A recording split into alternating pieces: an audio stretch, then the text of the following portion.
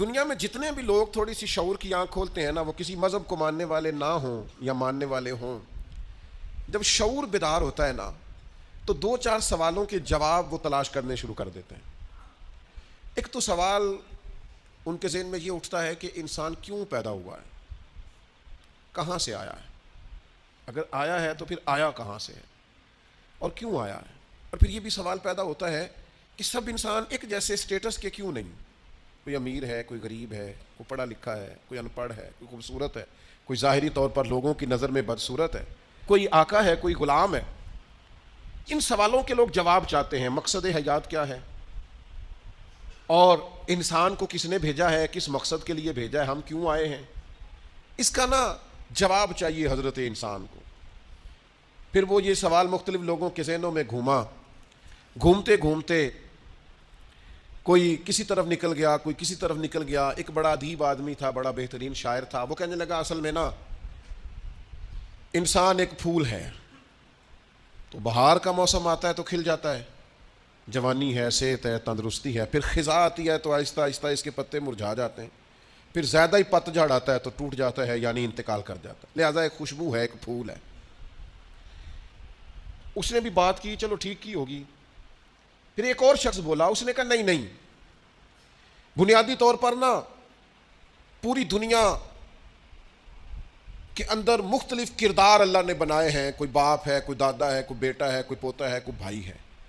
تو سب اپنا اپنا کردار نبھاتے ہیں اور پھر اپنے اپنے وقت پر وہ رخصت ہو جاتے ہیں، کیونکہ اب کردار بدلنے کی باری آ گئی۔ اب وہ جو باپ تھا اس نے دادا بننا ہے، اور وہ جو پوتا تھا اس نے باپ بننا ہے، لہذا وقت بدلتا ہے تو یہ کردار بھی بدل جاتے ہیں۔ لوگ اپنے اپنے حساب سے کوششیں کرتے رہے، یہاں تک کہ بعض نے یہ بھی کہہ دیا کہ انسان پہلے حیوان تھا۔ یہ ترقی کرتے کرتے کسی نے کچھ کہا، کسی نے کچھ کہا، لیکن یاد رکھنا یہ راز اگر کھولا ہے نا کسی نے، تو اسی نے کھولا ہے جس نے انسان بنایا ہے، یہ اسی نے کھولا ہے۔ جو فلسفیوں سے کھل نہ سکا اور نکتہ وروں سے حل نہ ہوا، وہ راز ایک کملی والے نے بتلا دیا چند اشاروں میں۔ نبی کریم صلی اللہ تعالی علیہ وسلم نے وحی کے ذریعے فرمایا، وحی کے ذریعے فرمایا، ادھر ادھر سے کیوں پوچھتے ہو، مجھ سے پوچھو نا، میں تمہیں اللہ کا قرآن پڑھ پڑھ کے بتاتا ہوں کہ تمہیں بنایا کس نے، میں تمہیں بتاتا ہوں تمہیں بنانے والا کون ہے۔ وہ کون ہے جس نے تجھے بنایا ہے؟ هو الذی یصورکم فی الارحام، تو ماں کے پیٹ میں تھا، ایک نطفہ تھا، ایک کریم مالک نے چاہا، پھر اس نے ماں کے پیٹ میں تیری صورت بنائی، یہ تیرے نقش و نگار بنائے، اس نے تیرے چہرے کو تخلیق کیا، پھر تیرے چہرے پر اس نے آنکھیں رکھیں، پھر ناک رکھا، پھر ہونٹ رکھے، پھر تجھے بنا کے نہ تو خود ہی فرماتا ہے لَقَدْ خَلَقْنَا الْإِنسَانَ فِي أَحْسَنِ تَقْوِيمٍ، خود بنا کے نہ خود فرماتا ہے کہ تحقیق میں نے انسان کو بڑی ہی خوبصورت ساخت پر پیدا فرمایا۔ ایک منٹ کے لیے ذرا سوچ کے دیکھنا کہ یہ ناک اگر یہاں ہوتا تو کتنا برا لگتا، یہ ہونٹ اگر تھوڑے سے بھی نیچے ہو جائیں تو کتنے، بعض لوگوں کے نا ذرا سے دانت تھوڑے سے کبھی اوپر ہو جائے نا کسی بیماری کی وجہ سے بھی تو لوگوں کو اچھے لگتے۔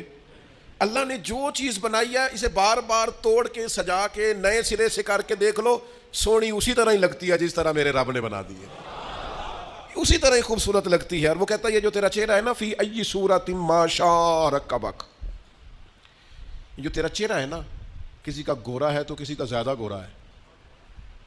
کسی کا گورا ہے تو کسی کا سانولا ہے۔ اللہ تعالیٰ نے ہمارے نبی پاک صلی اللہ تعالیٰ علیہ وسلم کو بے شمار اور لاتعداد عظمتوں، نعمتوں، سعادتوں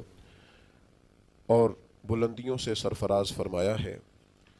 ان میں سے حضور علیہ السلام کی ایک عظمت اور ایک بلندی یہ ہے کہ وَإِنَّكَ لَعَلَىٰ خُلُقٍ عَظِيمٍ، فرمایا محبوب بے شک آپ عظیم اخلاق پر ہیں، آپ کی خلق، آپ کی خو بڑی عظیم ہے۔ اخلاق کا مطلب انسان کے جمیع اخلاقیات، اس کے رویے، اس کا لہجہ، اس کے معاملات، یہ سارے اخلاقیات میں شامل ہیں۔ دیانتداری بھی اخلاقیات ہے، سچ بولنا بھی اخلاق ہے، کنجوسی اور بخیلی سے بچنا بھی اخلاق ہے، انسان تمام رذائل سے اپنے آپ کو محفوظ رکھے، اچھی عادات، اچھا رویہ، اچھی سوچ، اچھا لب و لہجہ، لوگوں کے حق میں خیر خواہی کا جذبہ، دوسروں کے لیے اس کی طبیعت کے اندر اچھے جذبات، یہ سارا اخلاقیات کا معاملہ ہے۔ نبی کریم صلی اللہ تعالیٰ علیہ وسلم نے اپنی تشریف آوری کے جو مقاصد خود بیان فرمائے، ان میں سے سرکار نے ایک بڑا مقصد یہ بیان فرمایا کہ میں تمہارے اخلاق کی تکمیل کرنے کے لیے دنیا میں آیا ہوں۔ انسان بڑا پکا نمازی ہو، بڑا پکا حاجی ہو، اس کا سارا لباس مذہبی ہو، اس کا دعویٰ بھی یہ ہو کہ میں بہت کامیاب دیندار آدمی ہوں، لیکن اس کا رویہ، اس کا لین دین کرنا، اس کا لوگوں سے معاملات کرنا، اس کا لوگوں کے بیچ وقت گزارنا، یہ ٹھیک نہ ہو تو کوئی بھی اس کی نمازوں پر، عبادتوں، ریاضتوں پر بھروسہ کرنے کو تیار۔ اقبال کہتے ہیں یہ ذکر و فکر، یہ نیم شبی، یہ ریاض تیری خودی کے اگر پاسباں نہیں تو کچھ بھی نہیں۔ یہ جو کچھ تو بتا رہا ہے، عبادتیں، ریاضتیں، پرہیزگاریاں، یہ اگر تیرے اندر کوئی تبدیلی نہیں لا سکی، نماز بے حیائی سے نہیں روک سکی، اور تیرے صدقات و خیرات کرنا تیری زبان کو میٹھا نہیں کر سکے، تیرے لہجے کو حسین نہیں کر سکے، تو تیری ساری یہ عبادتیں نتیجہ خیز ثابت نہیں ہوئی۔ میرے بھائیوں، ہم جب دنیا کے اندر جاتے ہیں، لوگوں سے معاملات کرتے ہیں، تو لوگ ہماری دیانتداری سے، ہماری سچائی سے، ہمارے وعدوں کی پابندی سے، ہمارے اخلاص سے، ہماری عاجزی سے، ہماری محبت سے ہمیں پہچانتے ہیں۔ لوگ لوگوں کو وردیوں سے نہیں پہچانتے۔ لوگ جب لوگوں کے ساتھ معاملات کرتے ہیں تو پھر انہیں اندازہ ہوتا ہے کہ یہ انسان کس طرح کا ہے۔ نبی پاک صلی اللہ تعالیٰ علیہ وسلم نے ارشاد فرمایا کہ تمہیں پتہ ہے مجھے سب سے زیادہ پیار کس سے ہے، اور قیامت کے دن میرے سب سے زیادہ قریب کون ہوگا؟ امتی کی ساری زندگی یہ دوڑ رہتی ہے کہ میں کسی طریقے سے قرب مصطفیٰ کو پاؤں۔ نبی پاک علیہ السلام کی نگاہ کرم مجھ پہ ہو تاکہ دنیا میں بھی، قبر میں بھی، حشر میں بھی، آخرت میں بھی میرے معاملات سنور جائیں۔ تو یہ بہت بڑی سعادت مندی ہے کسی کے لیے کہ حضور اسے اپنا محبوب کہیں اور قیامت کے دن اسے سب سے زیادہ قریب بٹھائیں۔ تو کریم فرمانے لگے تمہیں پتہ ہے میرا محبوب کون ہے اور قیامت کے دن میرے سب سے زیادہ قریب کون ہوگا؟ اور یہ بات حضور نے 3 دفعہ ارشاد فرمائی۔ فرمایا جانتے ہو میرا محبوب کون ہے؟ جانتے ہو قیامت میں میرے سب سے زیادہ قریب کون ہوگا؟ حضور تو اشارتاً بھی کوئی بات کریں تو بڑی بات ہے، 3 بار ایک بات کو دہرا کے محبوب نے فرمایا میرا سب سے زیادہ محبوب وہ ہے اور قیامت کے دن میرے سب سے زیادہ قریب وہ ہوگا جس کے اخلاق زیادہ اچھے ہیں۔ ساری محنت اپنے ظاہر پر نہ کریں، سارا وقت کپڑوں کو سجانے سنوارنے میں نہ گزار دیں، سارا ٹائم اپنی تصویروں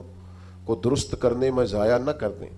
اپنے رویوں کو، اخلاقیات کو، اپنے معاملات کو، اپنے اٹھنے بیٹھنے کو، اپنی روزمرہ کی زندگی کو اچھے طریقے سے آراستہ کریں۔